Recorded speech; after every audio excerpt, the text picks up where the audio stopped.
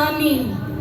Ang aming pong dignidad ay ninakaw ng mga taong nasa kapangyarihan na akala mo'y mga barbaro at akala mo'y mga walang pinag-aralan at akala mo'y mga may kapangyarihan na dapat pumutekta sa atin.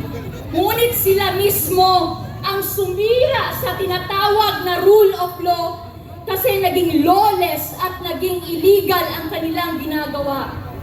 Ang kanila pong palaging sinasabi, whether you like it or not, gagawin namin ito sa inyo. Ano po ito sa inyong tingin? Parang patay ang demokrasya ng ating bansa ngayon? Wala nang rule of law. Ang batas ay para lang sa atin, ngunit hindi para sa kanila.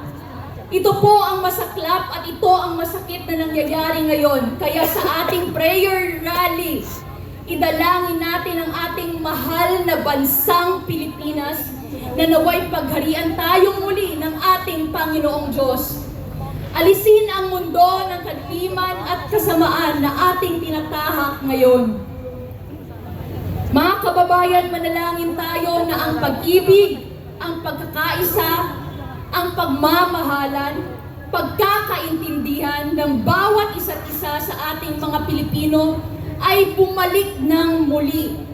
At bigyan tayo ng tagapamahalang katulad ni Pangulong Duterte na bigyan ng pusong may dangal, mayroong pag-ibig sa kanilang sinasakupang mga mamamayan.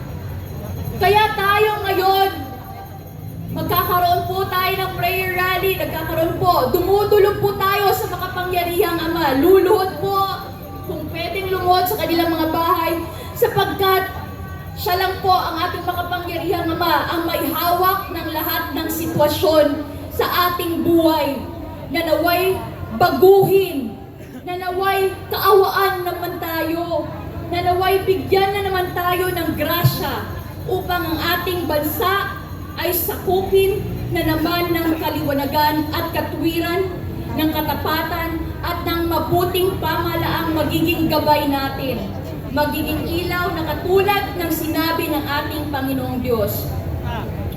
Mga kababayan ko, huwag po tayong mawalan ng pag-asa. Kaya nandito po tayo sa prayer rally na ito. Tumayo po tayong lahat, mga kababayan. Kung pwede pong lumuhod, yung mga nasa kanilang tahanan, pwede po tayo lumuhod. Itaas po natin ang ating dalawang kamay. Linisin po natin ang ating mga puso at dumalangin sa ating makapangyarihang Ama na naway ang grasya niya at ang pag-ibig niya ay muling manaig sa ating lupang sinilangan, ang ating mahal na bansang Pilipinas.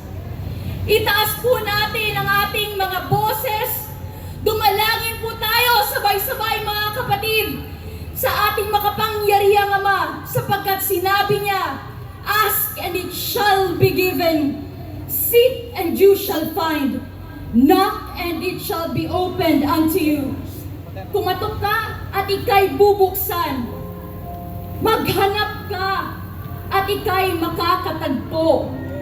Humingi ka sa ating makapangyarihang Ama at ikaw ay bibigyan. Sinabi niya, sapagkat ang lahat ng humihingi, binibigyan. Ang naghahanap ay makakatagpo. At ang kumakatok, bubuksan para sa kanila.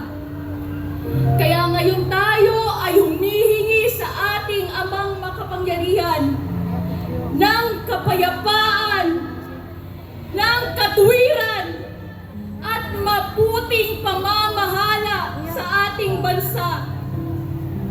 Naghahanap tayo sa bansang ito ng katahimikan, ng kahusayan, at ng katuwiran sa ating bansa, lalong-lalo na sa pamamahalang ito. At tayo po ay kumakatok sa kaharian ng Diyos sa mga sandaling ito. Amang makapangyarihan, buksan po ninyo at ibigay niyo po ang biyayang aming hinihingi, sapagkat sinabi niyo po ang lahat ng humihingi ay inyo bibigyan. Lahat po ng kumakatok ay bubuksan at lahat ng naghahanap ay makatatagpo. Ngayon, ang panahong ito upang tayong lahat, ang buong Pilipinas, lalong-lalo na dito sa pangunguna natin sa Liwasang Bonifacio, ay magtaas ng ating kamay at gabayan tayo ng ating dakilang Ama. Alisin ang kadiliman dito. Alisin ang mga nagdudulot ng kadiliman at ang isang mabuting pamamahala ang kanyang ihandog at ibigay sa atin upang tayo ay tunay na makaramdam at magkaroon ng karanasan ng tunay na bagong Pilipinas. Bago sa puso, bago sa pag-iisip, bago sa lakad sa buhay na walang bisyo, lalo na ng droga at lalong-lalo na ng mga kriminalidad na ating nakikita sa ating kapalibutan. Naway gabayan tayo ng ating dakilang Ama. Pangunahan tayo at basbasan tayo sa ating mga dalangin ngayon. At ako'y naniniwala sa pamamagitan ng anak, ang kasagutan ay kanya nang ipinagkaloob sa atin sa mga sandaling ito. Makikita natin bubukas ang langit para sa ating lahat at ang ating pagbabagong inaasam at inaasahan ay may pagkaloob sa atin sa bandang huli ng ating mga panalangin dito. Makikita natin ito at tayo ay kanya-kanyang magpapasalamat sa Kanya sapagkat hindi po patay ang ating Diyos. Siya po ay buhay na nakikinig sa ating mga dalangin. Kaya ito ngayon ang ating pagkakaisa at pagkapit-bisig tayo, magkaisa ng puso't layunin at hingin natin ang gabay ng ating dakilang makapangyarihang may kapal na tayo ay kanyang gabayan sa tunay na landas ng kaliwanagan, katapatan at pag-ibig at mabuting pamamahala. Huwag po ninyong kalimutan ang ating mahal na Pangulong Duterte na nasa Netherlands ngayon, Ama.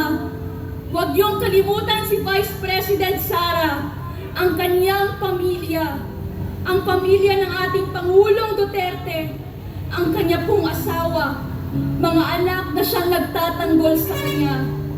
Nakita natin kung ano ang nangyari sa kanya doon sa Villamor Air Base. Wala pong kagalang-galang, walang respeto na hinila ang kanyang mga kasamahan. Pati siya ay pinagsabihan pa ng hindi maganda. Hindi po ito gawa ng Diyos. Ito ay gawa ng masamang espiritu. Talagang sinisikil ni Satanas na nagkatawang tao ang mga taong ginagamit ng Diyos sa kaliwanagan upang ang peace and order at ang kasaganaan ay mapapa sa ating bansa. Ayaw talaga ni Satanas yun. Kaya ngayon, tumatahak tayo sa kadilimang ito.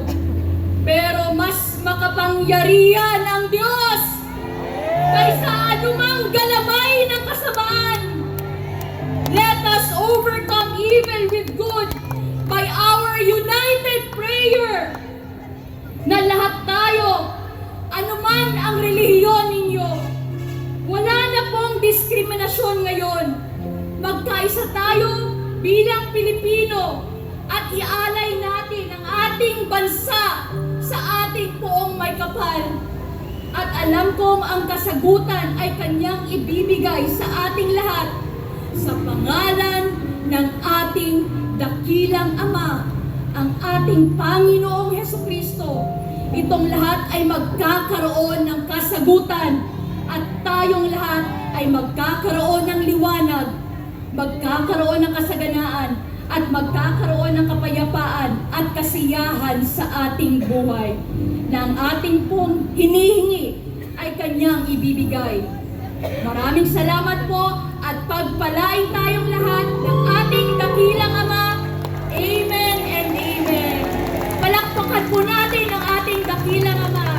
Muli, on behalf po of Pastor Apollo Sikibuloy, mabuhay po ang Pilipinas, mabuhay po si Tatay Digong.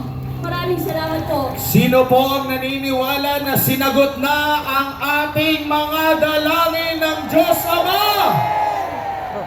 Paniwalaan po natin mga kababayan ang ating mga dalangin. Sa mga sandaling ito, sino po ang nakakaalala sa tugtog tuwing papasok